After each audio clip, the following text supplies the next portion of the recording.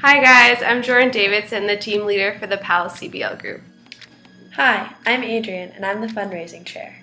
Hi guys, I'm Tim Chen. I'm the marketing and social media chair for my group. Hi, I'm Azalea Hernandez, and I'm the business relations chair. Hey guys, my name's Veronica, and I'm the campus relations chair.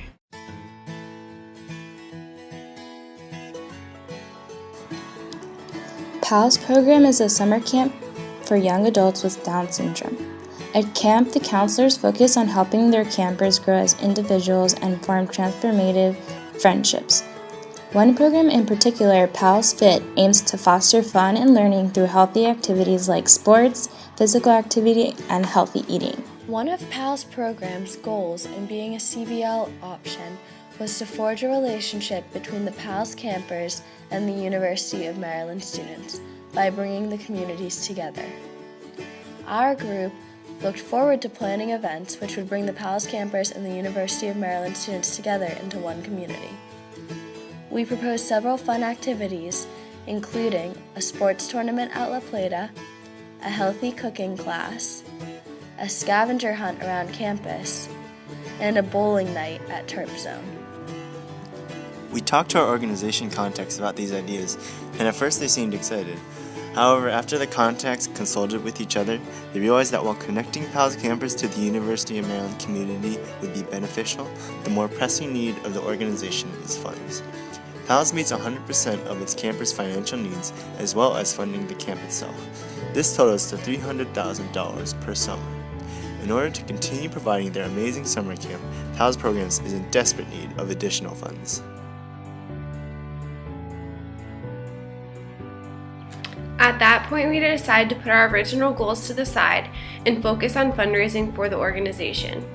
We planned and executed 2 major fundraisers for the organization, and the first was an ice skating fundraiser at Herbert Wells Ice Rink. We had high expectations for the ice skating event when we first started planning this event, but we quickly started to face a bump in the road in the process of getting everything in order. Since our organization's main location is out of state, it made working with the ice skating management a little more difficult. We also faced some issues with receiving all the necessary information, which made the process even slower with a quickly approaching deadline that could not be changed. We also faced some scheduling conflicts, which made us wary of the turnout we could possibly face. By the time we actually received the confirmation of the event, and after receiving tickets to begin selling, we only had a few weeks to finish up. Eventually, we came to see that we didn't have much to lose and could just continue with the responsibility that we had already been given. One of the important things that I learned of leadership from this event is the importance of optimism and striving through difficulty. Considering the short amount of time we had to get the word out about the ice skating event, we had a fairly decent turnout and were able to share with people the principles of the PALS program. There were some people who were scared out of their mind to try ice skating for the first time, but found it worthwhile to contribute to a wonderful organization such as PALS. We were able to raise almost $80 from this event. The second event was a wing-eating fundraiser at the Cambridge Community Center, catered by Green Tidings, which had raffle items provided by Buffalo Wild Wings. At first glance, this seems like it would be a simple event, but it actually turned out to be quite an undertaking. The event took place on Monday, May 5th. While it was downscaled from our original plan, we still had a good turnout. We originally planned on having the event in Horn Bay Quad, a high-traffic area, but after a tedious and unfruitful process with campus event e-calendar, we abandoned Horn Bay Quad. We also struggled with our contact at Buffalo Wild Wings, who was extremely busy and often was unable to attend the meetings which we set up with her. I learned a lot through organizing the wing eating fundraiser. Contacting Buffalo Wild Wings showed me that things do not always fall into place how we expect they will. Having this experience gives me confidence that as a leader, when things do not pan out how I would like them to, I will still be able to move forward in a slightly different direction and make the most of the situation. I learned how important emotional intelligence is when you're in a leadership role. In communicating with my contact at Buffalo Wild Wings, as well as our organization contact, I had to exhibit a lot of patience when they did not have the time to speak with me, and use my emotional intelligence to gauge how to interact with the contacts in order to get the best outcome. I found that once I looked at the situation from the other person's point of view, we were able to work together much more effectively.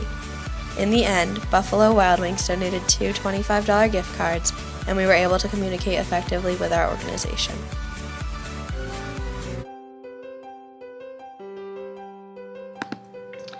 Working with a small group of people has taught me that anyone can be a leader regardless of their personality. Some of my teammates are more reserved and do not like conflict, and others are not afraid of conflict.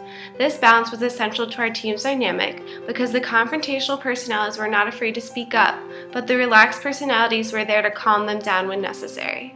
I have also learned how important adaptability is when you are in a leadership role. As soon as one possible path is shut down, you must be able to recover quickly to be successful in the end. Although our personal experience with our Cbl project has not been very successful due to conflicts, I have learned a lot from the organization itself. PALS Programs does amazing things and has taught me that anyone can make a difference and be a leader if they are passionate enough about something. I hope that in the future, I work for a business that encourages me to take action based on my personal values, because the most successful leaders are those that are passionate about what they are doing. Throughout the year in this course, I've learned to expand my perceptions of leadership. When I first started this course, I had a very narrow idea of what it meant to be a leader. But I've learned to take into account the variety of styles and theories of leadership. One common misconception that was brought up in one of our readings, Communityship, is that only one person can be a leader, which usually makes them the person who takes responsibility for all problems. In working with our organization, I could see how the whole Down syndrome community came together to look at the root problems that they needed addressed. They did not wait for one person to take the lead. They all came together to contribute to a cause that they were all passionate about. I learned that I do not have to always sit back and be told to do something, but take responsibility when I can. I also realized the importance of working with others and being aware of what helps us work efficiently or what will challenge us. One of the most important things in leadership is the people that you work with in seeking a common goal. Community. Before working with PALS, I thought this word carried little weight. I thought it was just the people around you. To PALS, community is one of the most important things because many people with Down syndrome feel disconnected from their communities. Now I understand that we must engage with those around us to form a community. Communities do not simply appear. They are essential for support and growth and are important to everyone. PALS exists to form a community for those who struggle to form communities themselves, and we are here to support their effort. We wish PALS Programs an amazing summer 2014, where they will send a record number of young adults to summer camp, a place where they can form communities. My Cbl experience with PALS was definitely not what I expected it to be. In the beginning, I thought it was going to be pretty easy, and I didn't think I'd have to put too much work in. It seemed like that for a while, but of course, it didn't stay that way. We struggled a lot with communicating with our organization because our main contact was in Dublin, and our other contact was always busy, and our events didn't always plan out like we had hoped. So I definitely learned to keep a positive attitude, but also learned that we needed to be realistic. Another issue for us was that we wanted to develop some innovative, sustainable projects and programs for our organization, when they just wanted funding. It was difficult, but I had to realize that we aren't the heroes, and it's our job to help them in any way we can, even if that means they just need us to help them financially. I also learned a lot about myself in working in groups, because I've worked in group projects before, but never in one for this long. Something that we learned in PL that I saw in my group was that everyone has different strengths, and it's best to focus on what we can individually do well, instead of focusing too much on our weaknesses. I think that's one of the beautiful things about working in a group. There are weaknesses, but there are so many strengths to make up for those weaknesses. Being a leader means not giving up when plan A, B, and sometimes even C don't work out, and motivating the group to keep working towards our goal. This past year, my Cbl group faced major setbacks ranging from communication barriers with our sponsors to not being able to acquire the permits needed for our biggest fundraiser. This forced all of my group members to keep trying for new ideas once one idea did not flesh out. I have learned to rely on my own skills to get necessary tasks complete. When Buffalo Wild Wings decided to give us 2 gift cards instead of wings that needed for our wing feast, I was able to come into contact with the University of Maryland's dining service and acquire the wings from them instead. This project has caused me to disbelieve the myth that you were born a leader. Sure, it is easy to follow someone who is outgoing and charismatic, but after working in a group that ranged in all different types of personalities, I now see how there are different styles of leading and the benefits of them. My group understood that we are collectively smarter, and that proved to be true when a different group member had the brilliant idea of an ice skating fundraiser. This past year has taught me not only how to be a more effective leader, but also how to be a team player.